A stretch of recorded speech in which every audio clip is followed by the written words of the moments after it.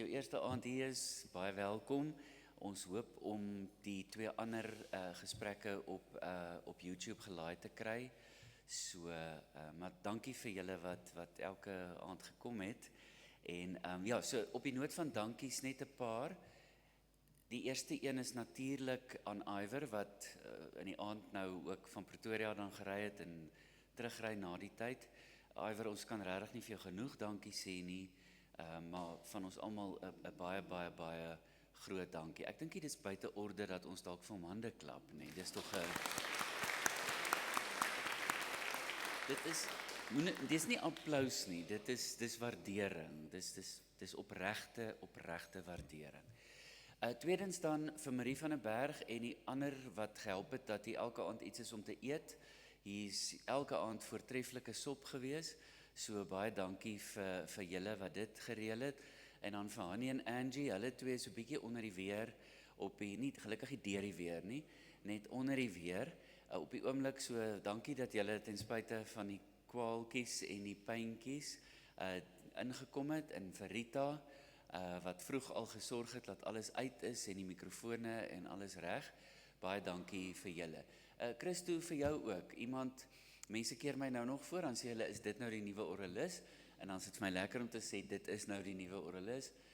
Baie dankie vir die manier waarop jy dan ook hierdie aanpak en vir jou vlugvoetigheid om planne te maak as die planne interessant is. So baie dankie daarvoor, ons waardeer dit baie. Iwer het vanaand 2 van sy 3 boeke saamgebring. Hy het nie te lank terug nie begin skryf, en dis sommer 3 boeke in, ek dink 6 jaar, baie indrukwekkend. So die eerste een, ek gaan julle net 'n minuut hiervan vertel, die verlore seun van die gaaitjie, wat dan nou in detail sy storie vertel, die dele baie meer as die deel wat hy gisteraand vertel het. Toe die boek die dag die rakke tref, toe sien ek op sosiale media, hy sê dit is in Exclusive Books, en ek sal daai dag in my lewe nooit vergeet nie. Ek ry toe van Norwood af Melrose Arch toe om by die Exclusive Books daar die boek te gaan koop, en dit lê toe langs my op die sitplek, en in die verkeer, ek weet ek moes dit nie gedoen het nie, maar in die verkeer vat ek toe die boek en ek maak hom oop, en ek gaan nie nou kan lees wat hier op hierdie eerste bladsy staan nie, maar ek het in die verkeer gesit en toe het ek al vir hom 'n boodskap gestuur om te sê, dankie vir die boek. In elk geval, so dit was die eerste boek, hierdie was tweede, nee. So Kies die lewe, leer dans in depressie.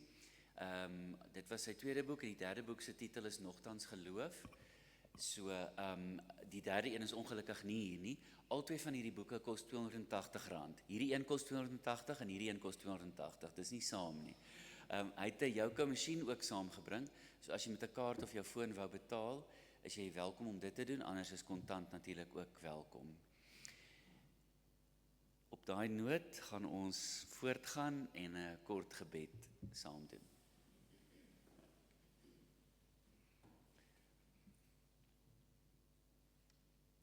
Here, in 'n tyd soos hierdie, in 'n week soos hierdie, is ons almal weer verras, ons is amper verbuister deur u goedheid. Dankie dat u teenwoordig is in elkeen van ons se lewe. Dankie dat elkeen van ons 'n unieke storie het oor u goedheid. Ons onthou nou gisteraand dat u doodgewone mense roep en toerus en gebruik. Ons is vanaand hier met oop harte, met oop hande. Ons wil van u ontvang deur u instrument, Iwer. Seën hom, seën sy familie, sy bediening by Oosterlig. Dankie dat ons vir mekaar mag bid op hierdie aand. Ons bid dit in u naam. Amen. Ons gaan staan en 'n lied saam sing.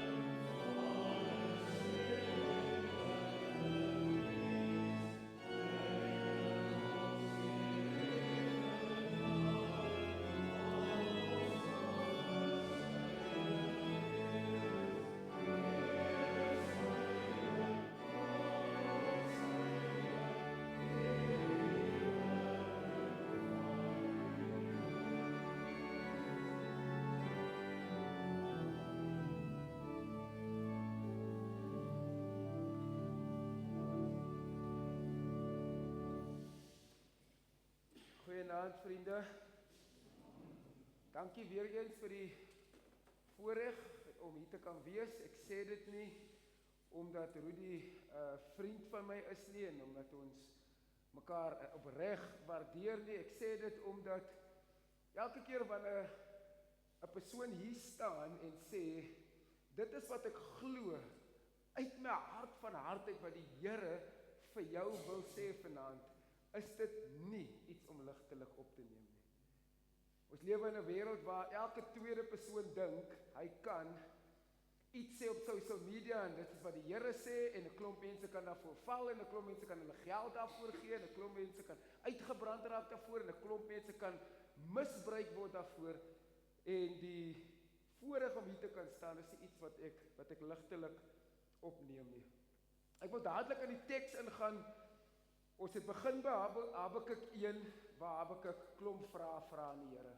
Hoe lank nog, Here? Wanneer gaan al die geweld ophou? Wanneer gaan U stop sit aan die korrupsie? Hoe lank moet mense onderdruk word? Hoe lank moet ons nog skree en bid en vertrou en huil voordat U red? En toe die Here vir hom 'n antwoord gegee, die Here het vir hom gesê, ek het vir jou antwoord en ek gaan iets doen aan die saak. Dit gaan net nie lyk soos wat jy dit gedink het gaan lyk nie. Ek gaan die Galdeërs stuur, ek gaan hy wrede woeste nasie stuur, die Babiloniërs, en hulle gaan julle in ballingskap wegvat. En Habakuk het 'n tweede groep klagtes aan die Here gebring. In hoofstuk 3 dan sê hy vir die Here, ek is bereid om te luister, ek is bereid om te wag, ek wil hê dat jy in ons tyd, in my tyd, in 2026, in die samelewing wat ek is, wil ek hê jy moet iets doen, soos wat jy in die verlede gedoen het. En dit bly die profetiese waagmoed uitnodiging, dat ek en jy aanhoudend vir die Here vra, doen in ons tyd en in ons dag. Nie net dat ons weet van wat U gedoen het nie, ons wil beleef van wat U gedoen het. En dan die crescendo van Habakuk se verhaal, die opbou, die storie wat op elke koffiebeker of elke Hallmark kaartjie en Kersfees is in Suid-Afrika. Die crescendo, net soos wat Romeine 8, die crescendo van Paulus se hele bediening is. Hy kon alles wat hy geskryf het los en net Romeine 8 gehou het en hy sou steeds so bekend gewees het, is dit die crescendo van Habakuk se storie. Habakuk 3 vers 17 tot 19 en ons gaan nou dit sing ook. Hy skryf, al sou die vyeboom nie bot nie en daar geen druiwe aan die wingerde wees nie. Al sou die olyfoes misluk en die lande geen oes oplewer nie. Al sou daar geen klein vee in die kampe meer wees nie en die beeskrale sonder beeste wees. Nogtans sal ek in die Here jubel, sal ek juig in God my redder. Die Here my God gee vir my krag, hy maak my voete soos die van 'n ribbok, op hoë plekke laat hy my veilig loop. Is interessant om te sien dat Habakuk toe nie eindig met wat ons baie keer in Hollywood en in Disney kry, and they live happily ever after. Nou, al die gemors wat Habakuk skryf en al die getwyfel en al die ongenaakbare goed wat God hy spreek 'n klomp ellendes uit oor die Galdeërs, al die goedes, hoor ons nie, die boek sluit nie af met, en toe het die Here alles mooi gemaak nie. Is dit nie die mense storie, dat ons tog wil kom op die plek, ek is net waardig om te getuig van my storie, wanneer alles ten goeie uitgewerk het. Ek kan nie getuig van my storie, terwyl ek in die struweling is nie. Ek kan nie getuig van God oor sy goedheid, terwyl dinge nog onopgelos is nie. Ek kan net getuig, wanneer die goed mooi uitgewerk het. En hier lees ons uit Habakuk se storie, die woorde eindig vir die koorleier met snare spel. En niemand het happily ever after geleef nie. Ek onthou toe ek die teks vir die eerste keer Habakuk gelees het, dis ek daar ingrabbel, ek het pas tot bekering gekom, jy weet, hy vars bekering, man, enige woord in die Bybel is jou woord. Nee, die Here het hom vir jou gegee. Nou dit verstaan jy nog nie van, daar's 'n konteks nie, as jy begin slim word, nou wil jy konteks. Daai tyd is jy net honger vir, Here praat net my, gee vir my enige iets, sal nooit vergeet, en ek skryf dit ook in die nogtans boek. Dis 'n Sondag, dis na kerk, ek is daar by Gerrit en Amiele, is 'n reënerige Sondag, en ek is vars bekeer, maar jy weet, jy is vars bekeer, maar die ou mense is nog so 'n bietjie lewendig. Nee, ek is honger, ek het nie werk nie, ek het net by die kerk geëet, maar ek is nog so die mekaar. En daar wat jy slaan net die Bybel op en jy begin net te blaai, en as ek nou nie kan kos eet, dan eet ek maar woord, of wat ook al. En ek lees vir die eerste keer, lees ek die teks, al sou die vye boom nie bot nie, nogtans sal ek in die Here. Dit was 2006. En ek maak 'n besluit in my hart. Ek sal kyk of ek nie my lewe volgens dit kan inrig nie. Al sou dan nie kos is nie, al sou ek nie werk kry nie, al sou ek nie kan, ek weet nie hoe my toekoms lyk nie, ek het pas tot bekering gekom, ek ryk nog so bietjie na die tronkomberse, so ek weet nie hoe die toekoms gaan lyk nie, maar hoe sal dit vir my lyk as ek my lewe volgens die teks inrig? Dis nie lang daarna in dieselfde jaar toe Retief Burger een van sy albums uitbring met die naam Luidkeels, en hy het 'n liedjie wat nogtans is op daai album gehad, wat gaan, al sou die wêreld om my tuimel, en die lewe vir my net een te veel raak, al sou my hart in 10.000 stukkies om my lê, en alleenheid nie eers my vriend wil wees nie, nogtans sal ek in my Here jubel. Julle moet daai lied gaan weet, dit is 'n kragtige, en toe daai lied vir die eerste keer hoor, toe weet ek, nooit weer sal ek 'n ander perspektief op die lewe het, as om te sê, maak nie saak wat gebeur nie, ek sal aan God vashou. Want dit is wat nogtans geloof beteken. Nogtans geloof is geloof wat die toets van tyd deurstaan. Baie mense kom vinnig tot bekering, en iewers skielik, so vinnig soos wat hulle tot bekering kom, so vinnig gaan die passie en die opgewondenheid vir wat Jesus gedoen het in hulle lewe gaan weg. Want hoekom? Hulle is 'n skrip, hulle is 'n formule gegee. As jy tot bekering kom, gaan al jou probleme opgelos word. Die statistieke sê 80%, 85, amper 90% Suid-Afrikaners het 'n Christelike uitkyk op die lewe. Maar as jy kyk na mense se daaglikse lewenstyle en hulle manier van praat, as jy kyk op comments, Netwerk 24, ek dink dis waar die helse vure gestook word. As jy kyk op enige comment section, dan weet jy, dit is onmoontlik dat al die mense Christene kan wees. Daar is nie 'n manier nie. Want mense is 'n formule gegee, kom tot bekering en probleme gaan jou verbygaan. En nogtans geloof is geloof wat die toets deurstaan deur te sê, dit beteken nie die probleme gaan weg nie, maar ek weet nou, ek het 'n uitkyk op die lewe wat die probleme transcendeer. Nogtans geloof is geloof wat ek vooraf op besluit. Wie wil God wees in my lewe? Hoe wil ek God sien in my lewe, voordat die lewe van my gevat het of aan my gevat het? Ek is opreg dankbaar dat ek daai tyd, sonder dat ek 'n konteks gehad het van wat die teks eintlik beteken, en jy kan hom nie net vir jou vat nie, en jy moet hom in sy, voordat ek al die slim goedjies geleer het. Nogtans geloof sê, as ek hier uitstap, ek weet, dis nie doemprofesie nie, as ek hier uitstap, iewers in die volgende jaar, 10 jaar, 20 jaar, gaan die lewe aan my vat en van my vat. Wat het ek wanneer dit gebeur? En baie Christene se geloof val heeltemal uit die bus uit, wanneer die lewe met hulle gebeur, want hulle dink, die lewe kan nie met Christene gebeur nie. Ek was by 'n kamp in Jeffreys Bay, 'n tienerkamp, #Imagine tienerkamp, was my eerste kamp daarso in 2018, en ek deel met die jong mense die teks van Johannes 16, vers 33, waar Jesus sê, in die wêreld gaan jy swaar tye beleef, maar hou moed, ek het die wêreld oorwin. Deel net die teks, 'n klomp jong mense, na die tyd kom 'n vrou na my toe, sy sê, jy kan nie dit vir die jong mense sê nie, dit is die waarheid. Ons het klaar oorwinning behaal, ons is vrygemaak, Christus het vir ons klaar alles gegee, geen dood, geen siekte. Ek sê maar hoe lyk jou lewensstorie? Vertel my net 'n bietjie jou getuie. Sy sê, ja, maar sy deur 'n klomp goed geraak deur die lewe, en toe sy tot bekering kom, het dit alles verander. Ek sê, en ander mense se lewens, wat dit nie gebeur nie, wat nog steeds aan God vashou, hoe lyk hulle geloofde? En die vraag wat sy vir my vra, wat my in my voetspore stop is, nou as die lewe dan met Christene gebeur, wat se hoop het jy dan in die wêreld? En dit is baie duidelik dat Christene soms hulle hoop in wat God kan doen plaas en nie in wie God is nie. En nogtans geloof sê, my hoop is nie in wat God kan doen nie, my hoop is in wie God is.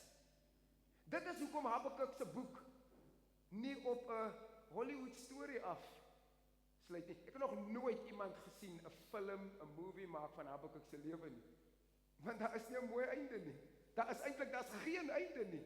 David, mooi movie, The Chosen, ek lang The Chosen, ons gaan nou 'n The Chosen marathon doen met die tieners, deernag The Chosen, pomp hulle vol suiker en Milo en goed, en kyk net episode na episode van The Chosen. Mooi stories, maar van Habakuk sal jy nie, want hier's die ding, ons lewe in 'n samelewing waar ons net nie kan aanvaar, en toe het God net nie geantwoord nie, en toe het die deurbraak net nie gekom nie, en toe is my ma net nie genees nie, en toe het ek net nie die werk gekry nie, en almal wil weet, en toe, wat is die getuie? Nee, en toe het net nie gebeur nie. En die vraag is, hoe lyk my en jou uitkyk op dit? Want nogtans geloof is geloof wat nie wegskram, dat ek my vuiste mag bal teen die onreg, en die Here mag aanroep op dit, en ek mag nie twyfel nie. Nogtans geloof sê, jy die vrymoedigheid om dit te doen. Moet net nie wegstap van God af en dink, hy is nie wie hy sê hy is, omdat die antwoord nie gekom het, in die manier wat jy dit verwag het nie. En ons sien dit by Habakuk. Hy eindig sy boek, en die omstandighede het nie verander nie, maar die man het verander. Die omstandighede het nie verander nie. Ek het nou die dag op Facebook gesê ook, God verander nie noodwendig my omstandighede nie, maar hy maak my sterk vir die omstandighede. En as ek net kan glo, ek is sterk gemaak om ook hierdeur te kom, dan of die deurbraak nou kom of nie, ek sal okay wees. Ek het 'n vriendin, ek wil vir julle 'n foto wys daarso, ek het 'n vriendin, haar naam is Annerie Moelman, aan wie ek juis die boek opgedra het.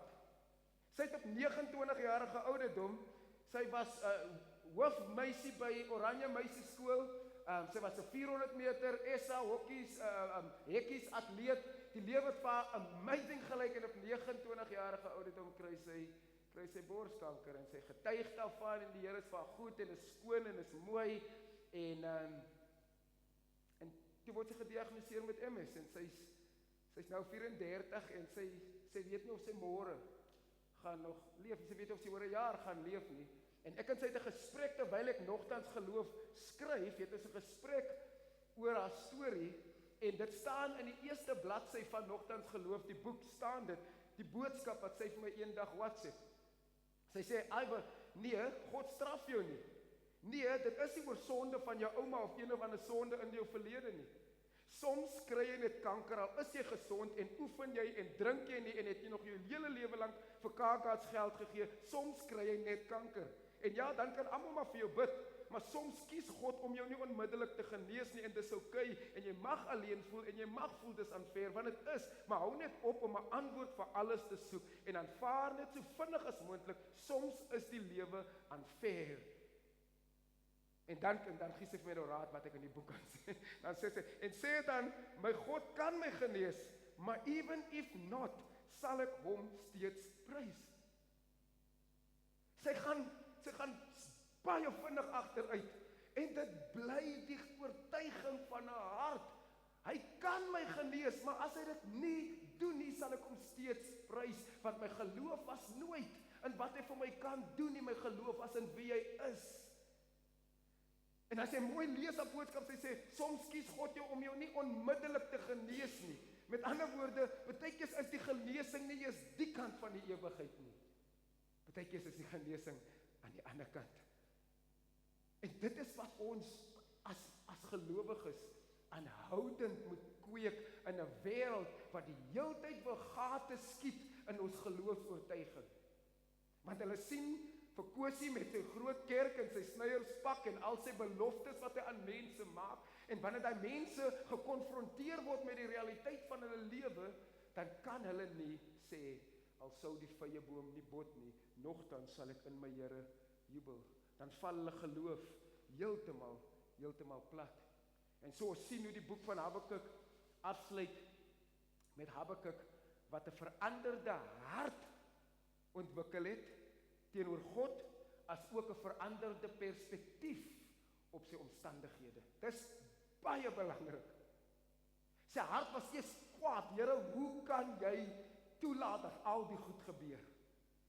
En in die einde is sy hart heeltemal verander teenoor God. En einde van die boek sê, okay Here, ek besef, U is al langer as wat ek hier is U al aan die werk.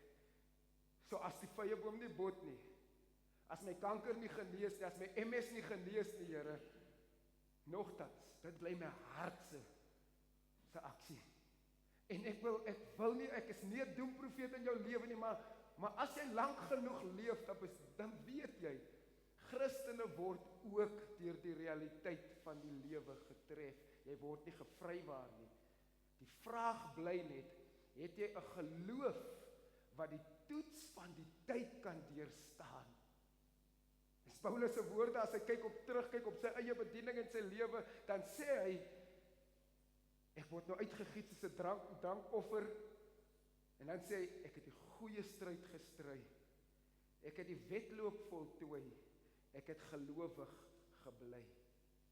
Ons almal wil daai frase hê, maar ons wil nie hê die lewe moet met ons gebeur. Ons soek daai frase in mooi weersomstandighede.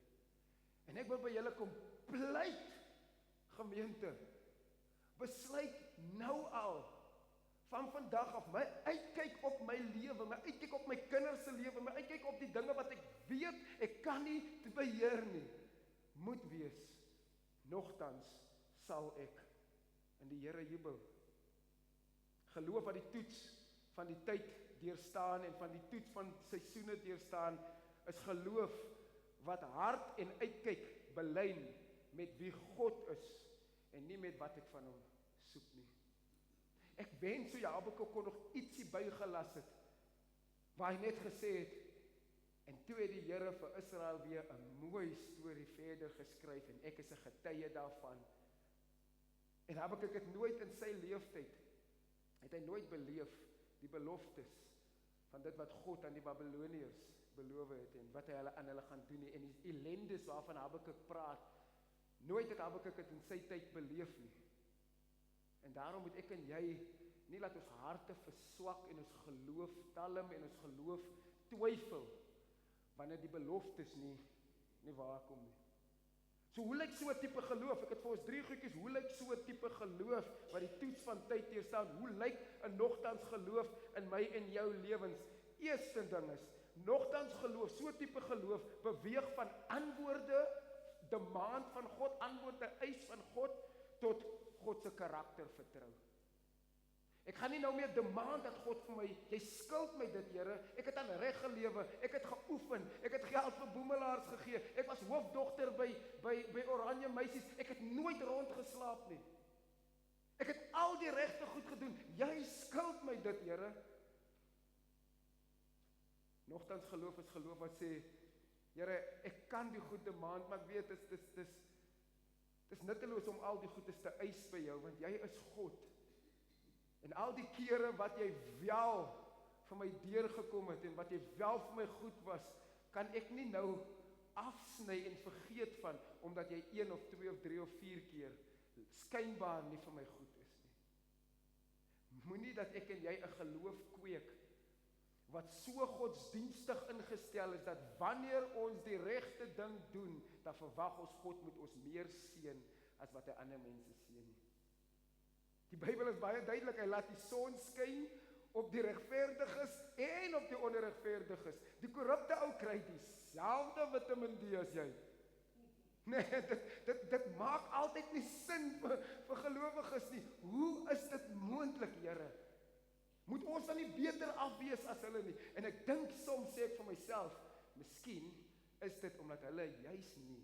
Hulle moet juis materieel in die wêreld bietjie meer gesit is omdat hulle nie die perspektief het wat die wêreld nie by jou kan steel nie. Wat is die perspektief wat die wêreld nie by jou kan steel nie? Ek het 'n uitkyk op die ewigheid. Wat is daai ou lied wat sê turn your eyes upon Jesus. Look full in his wonderful face, and the things of earth will grow strangely dim in the light of his glory and his grace. Moenie jou gaze, moenie jou uitkyk verlaag, want as jy jou uitkyk verlaag, dan sien jy hoe jy kort skiet, hoe jy nie genoeg is nie, en hoe jy dit nie gaan maak nie, en hoe jy angstig raak, maar as jy jou turn your eyes upon Jesus, dan gaan jy dit maak. Psalm 27 se woorde is juist dit. One thing I ask of the Lord, this one thing I seek, that I may dwell in the house of the Lord all the days of my life, to gaze upon the beauty of the Lord. Dat te midde van al die slegste goed wat met my gebeur en om my gebeur, kan ek steeds sê, to gaze upon the beauty of the Lord. En daarmee ontken, en dis wat nogtans geloof doen, daarmee ontken ons nie, dat hoe sleg mense is in die wêreld en veral vandag nie. Ons ontken nie die realiteit nie. Ons sê mense is evil. Mense se harte is nie by God nie. Ek onthou ek het 'n boek gelees van Alexander Solzhenitsyn. Hy was 'n Russiese denker en filosoof en skrywer en 'n gelowige persoon en hy het die Templeton Prize gekry vir sy werk en goed, en hy skryf in daai Templeton Prize address, skryf hy sy openingswoorde.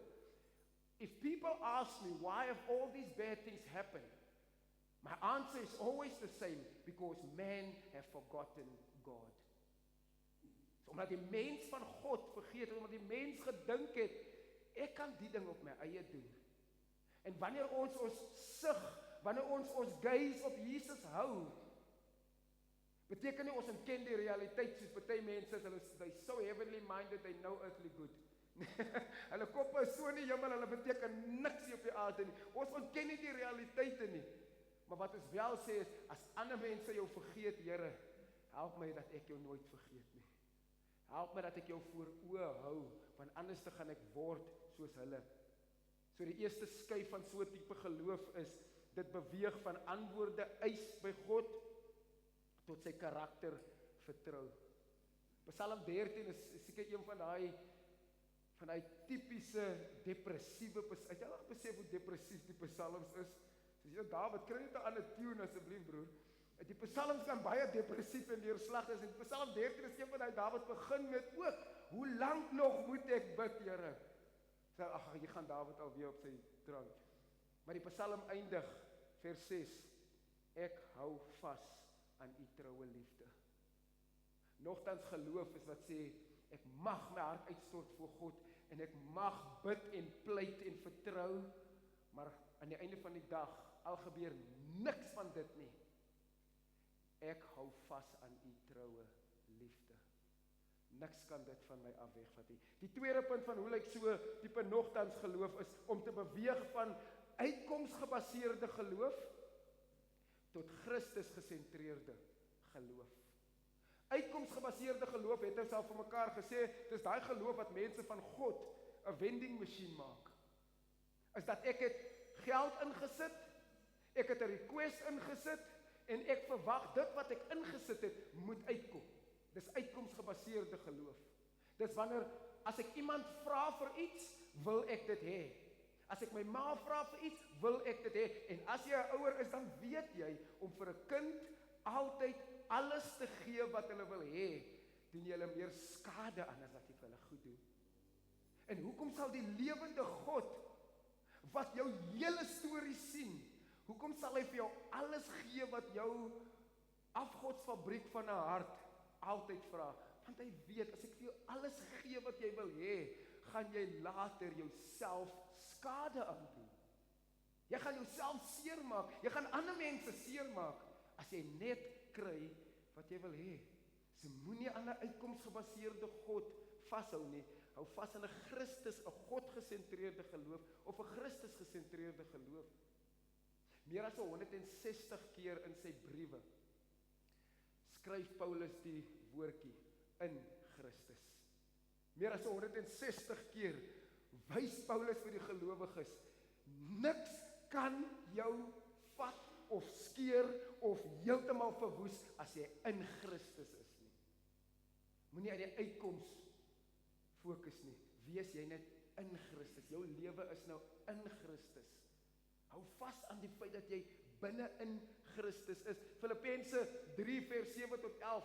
Paulus se belangrike woorde as hy sê, ek het al alles getraai en ek het al goedes gebereik in die lewe. Ek is 'n ware Israeliet. Hy gee sy hele credentials daar, sy hele CV. As jy nou al 'n CV gesien het om oor te breek in die Bybel, is dit Paulus se CV.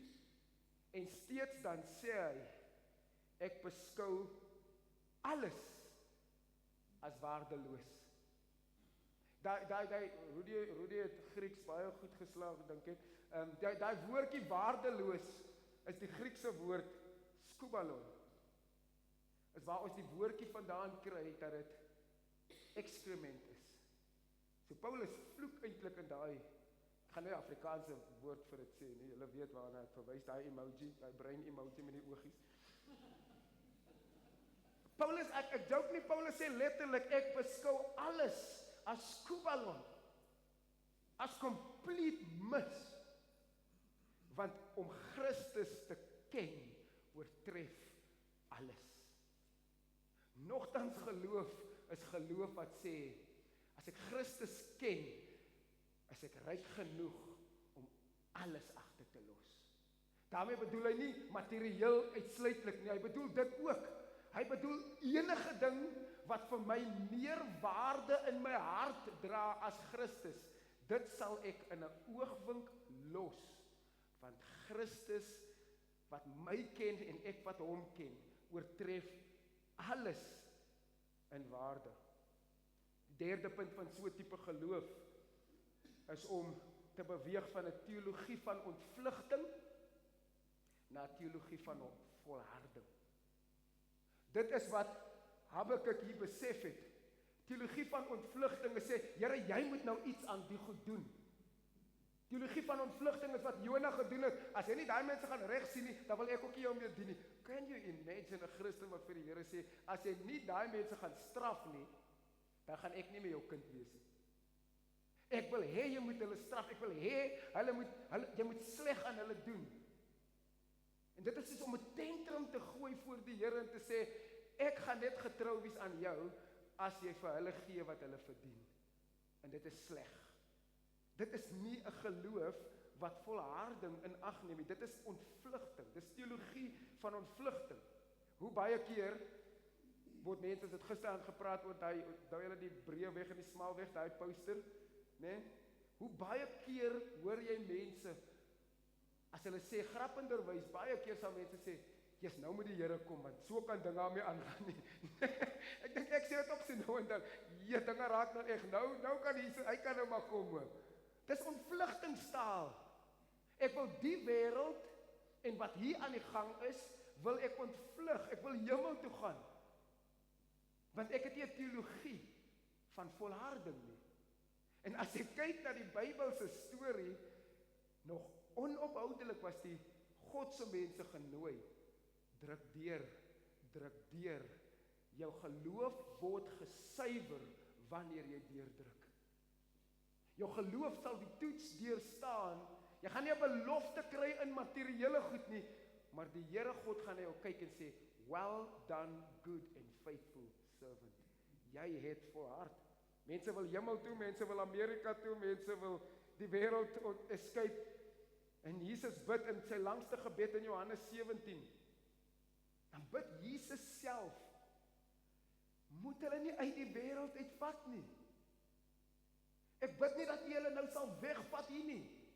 Hulle moet nie wees, want hulle moet my getuies wees, hulle moet my witnesses wees, moet hulle nie wegvat. Ek bid dat hulle nie sal omkom as gevolg van die evil one. So daar, ek bid dat hulle sal volhard is wat hy eintlik sê. Ons lees in Paulus se woorde in Romeine 5 vers 3 tot 5, sê Paulus die volgende.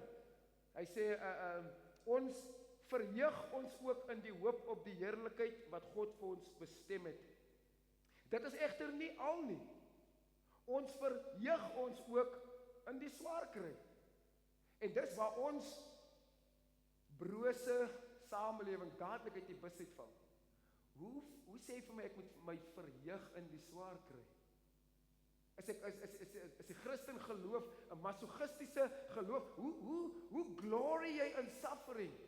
Nee, ek verheug my in die swaar kry want ek het 'n redder wat aan 'n kruis gehang het en gesê het, Vader, vergewe hulle want hulle weet nie wat hulle doen nie.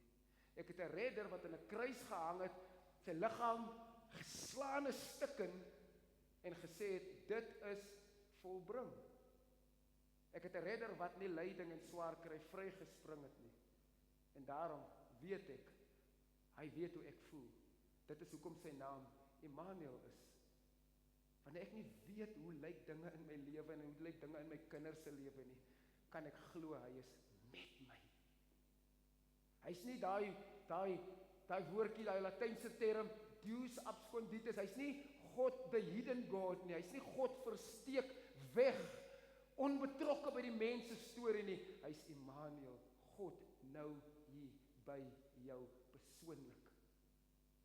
Hy is nie bang om jou vrae te hanteer nie. Hy is nie bang om jou twyfel te hanteer nie. Hy gaan nie weghardloop as jy vir hom sê, nou skroe jou ook man. Hy bly. Hy's die God wat bly. Dan sê Paulus verder, ons verheug ons ook in die swaar kry, want ons weet die doel van die swaar kry is, dit kweek volharding. En volharding kweek wat? Egtheid van geloof. Met ander woorde, die volharding toets, wat is jou diepste motiewe vir hoekom jy glo? Wat is jou diepste motiewe vir hoekom jy glo? Glo jy net omdat jy kan kry wat jy wil hê en jy kan God manipuleer en jy kan sy arm draai en iewes skielik moet 1000 mense op een plek op dieselfde tyd bid en dan gaan God se hand beweeg. En ek het 'n hoofstuk juis in die boek wat die vraag is, en wat as dit nie reën nie? Wat as 20.000 mense op een plek bymekaar kom en steeds stuur God nie die reën nie? Was God nie goed nie? Het God nie goed genoeg geluister nie? Het ons nie hard genoeg gebid nie? Was ons geloof nie sterk genoeg nie? None of the above. As jy vir 'n tiener vra 'n multiple choice question, as jy nie weet wat is die antwoord nie, net none of the above. Nee. Dit is nie een van dit nie. Net omdat daar meer mense dieselfde gebed bid, skuif nie God se hand nie. Ons sien reg deur die Bybel dat net omdat mense sê, as ons 'n klomp mense bymekaar kry, gaan God antwoord nie. God soek net opregtheid. Hy soek nie vroomheid nie. Daarom as jy bid tot God, moenie die vroomheid, daai langdrawige, moenie, bid net opreg en eerlik. Hy luister na opreg en eerlike gebede. Dan sê die teks, die swaar kry kweek volharding en volharding kweek egtheid van geloof en egtheid van geloof kweek hoop. En die hoop beskaam nie. Goddelike hoop beskaam nooit nie. Goddelike hoop sal altyd God se doel dien. Goddelike hoop sal altyd sê, ongeag wat gebeur het, ek weet God is steeds aan stuur van die storie. Hoe lyk 'n teologie van volharding? Die Griekse woord, sien ek moet net so dan wys ek het hom so bietjie geswat. Heeltemal, maar ek het hom so bietjie al geswat. Dis so jy gebruik net sulke woorde wanneer jy wil wys ek is ook slim, moenie net tot dink Rudy is slim. Dis lekker om jou onder die bus te gooi. Die Griekse woord vir volharding is hypomone. Dit kom 32 keer voor in die Nuwe Testament. Dit kom 7 keer voor in Openbaring. Want Openbaring weet ons is geskryf vir 'n mense vir 'n groep mense wat swaar kry. 'n Groep mense wat wag, wanneer gaan die Romeinse ryk val? Hulle hanteer ons sleg, hulle is ongenaakbaar. Keiser Domitianus was aan bewind in die tyd en hy het 'n skrikbewind gevoer onder die Christene. Oral waar Christene moes gaan om kos te koop of om in die hekke, weet jy of julle al daar in Turkye was of in Efese was, sê jy deur die Domitiaanse hekke moet gaan, moes jy in daai tyd gesê het, Domitianus is die Here. En as jy dit nie gesê het, jy kan nie ingaan deur die hekke nie. En vele kere, daar's die storie in die kerkgeskiedenis, die storie van Filippus en sy 2 dogters, wat by daai hekke kom. En hulle het so volhard, hulle het so vasgehou dat Jesus die Here is, en hulle staan by die hekke, en hulle sê vir hulle, julle moet sê, Domitianus is die Here. Hulle sê, nee, Jesus is die Here. Die keiser sal nooit die Here is nie. Hulle sê, julle kan nie ingaan, julle gaan doodgemaak word. Hulle sê, maar dan moet dit gebeur. Jesus bly die Here, die keiser sal nooit die Here wees nie. En hulle voor sy aangesig maak hulle sy 2 dogters dood. En hy hou vol, en sy dogters hou vol.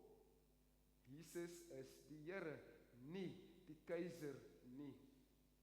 Suid-Afrikaners, ons het nodig om 'n geloof te kweek in die land wat sê, daar is nie 'n ander Here nie.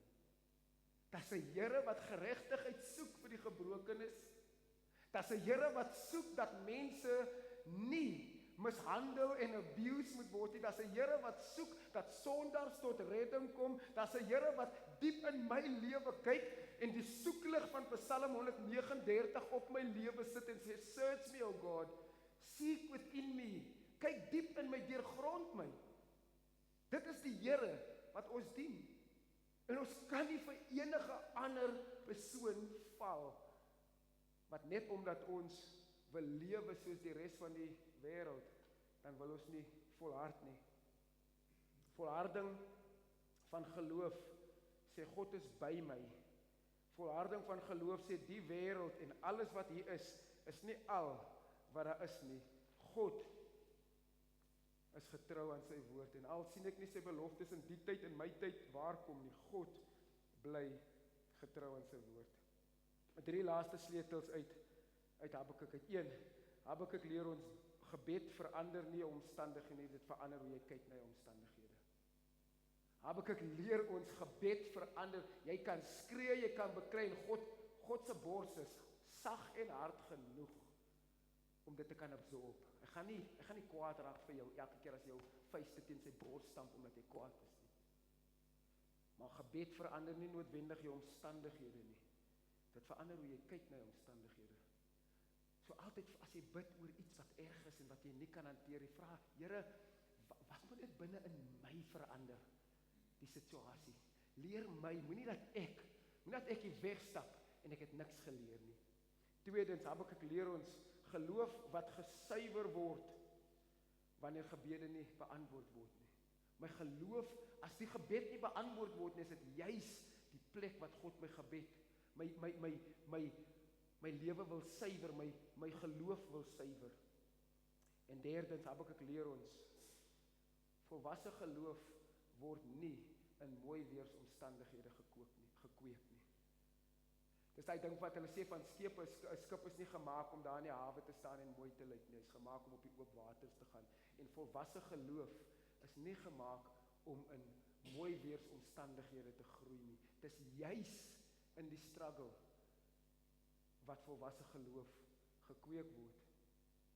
Baie jare terug, ek het 'n laaste fotootjie, baie jare terug het Janet Heidberg en Robert Bullig het 'n boek geskryf, The Critical Journey, 'n ou boek, ek kry hom nie meer in print nie, ek het hom gedownload en geprint, maar dit is eintlik 'n raamwerk vir geestelike begeleiding, vir mense wat hulle geloof mee struggle, en hulle noem dit 'n Critical Journey, waar daar 6 fases van geloof is.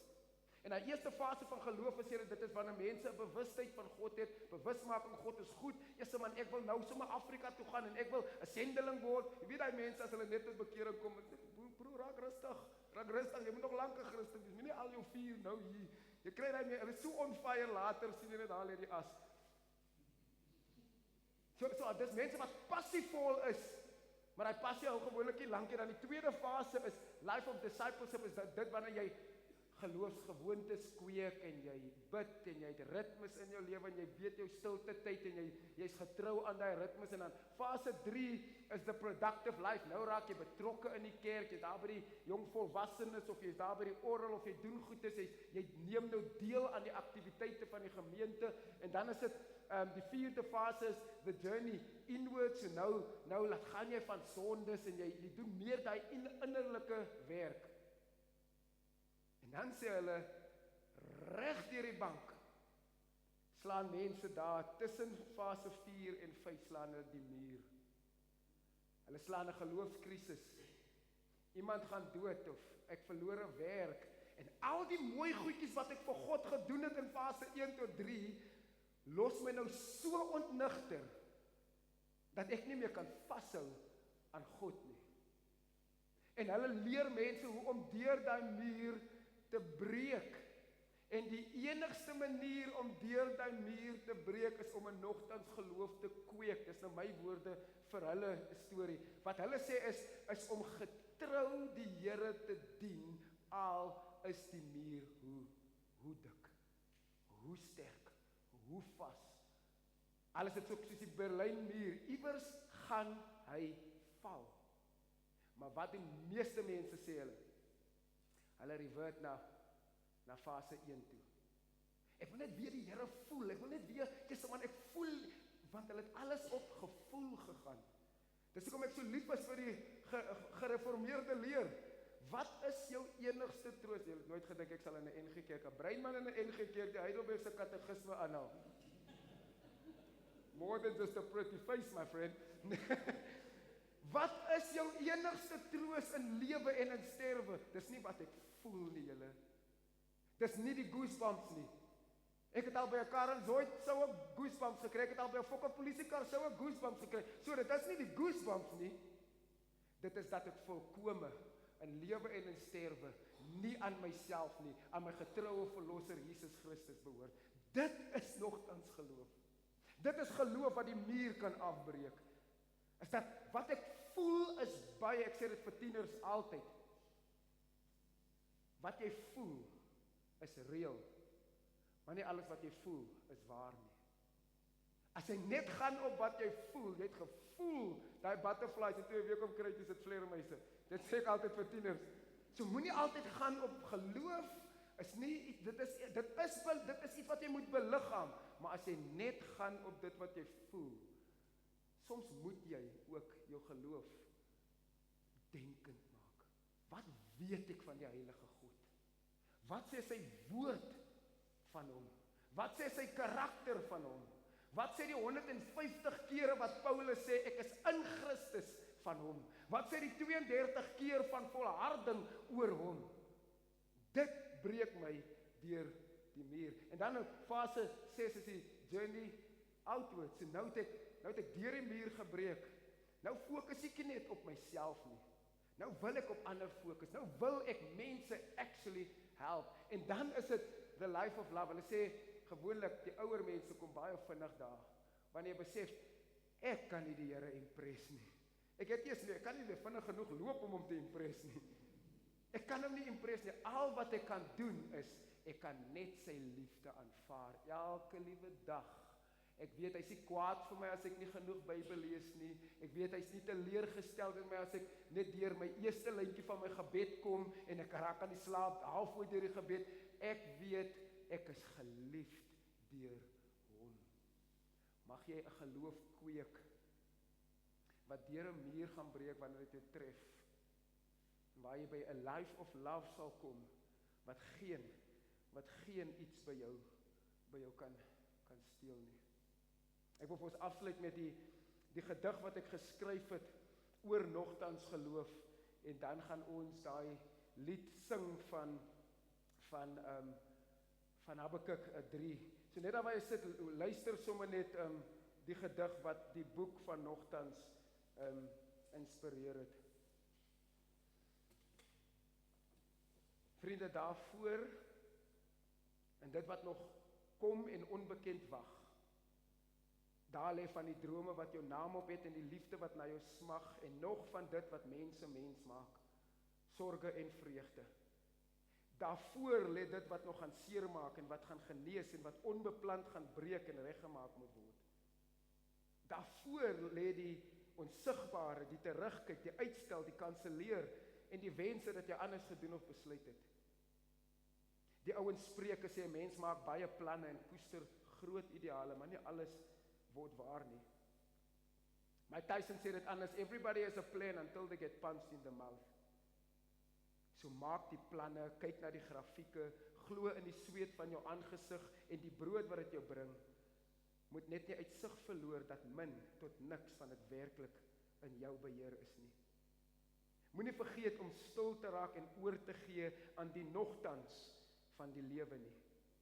Kyk na ons land se boere, hulle hande is grof, hulle knieë is nerf af, hulle grond is droog, hulle harte is swaar van bid en smeek en pleit en beplan en steeds sal die reën val waar die reën wil val. En tussen wonder en trane, sweet en nuwe drome, waar die kleur van die wolke 'n nuwe lied kom sing, daar sit meneer Boer en roep uit na God, wat hom nog nooit verlaat het nie, maar wat ver genoeg voel, asof hy nooit bestaan het nie. Die verste lappie grond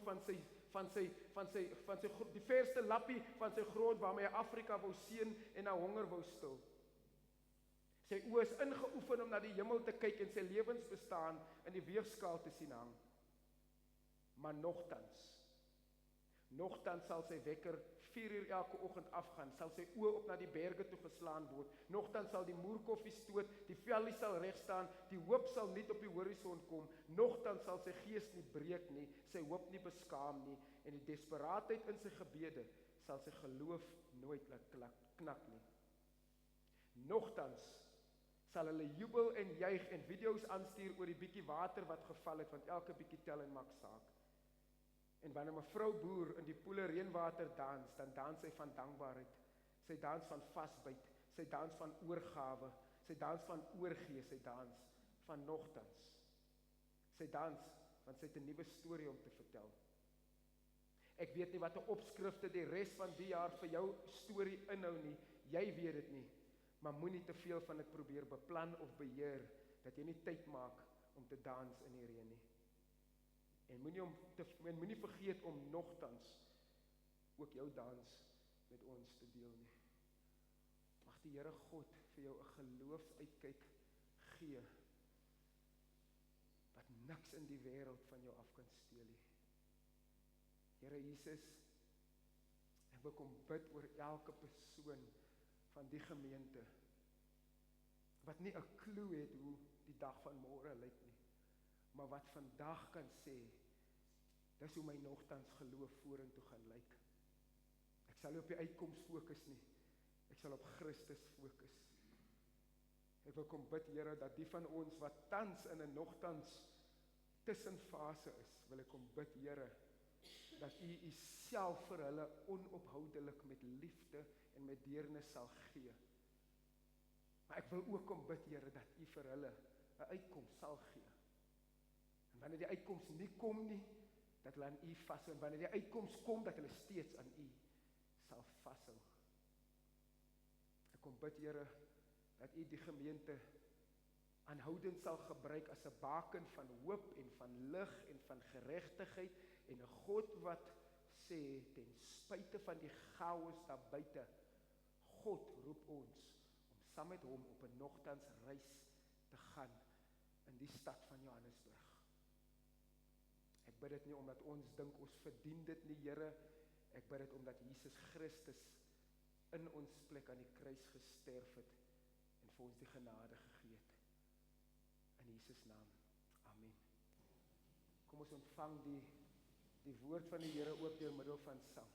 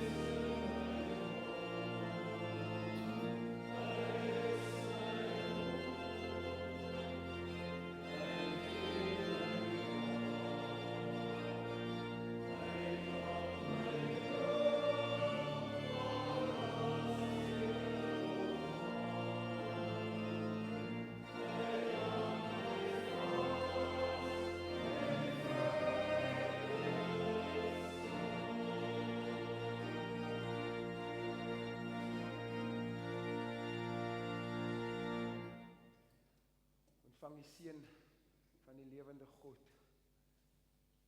Vriende, die genade van ons Here Jesus, die liefde van God, ons Vader, die vriendskap en die teenwoordigheid van die Heilige Gees is en bly met ons tot hy weer kom.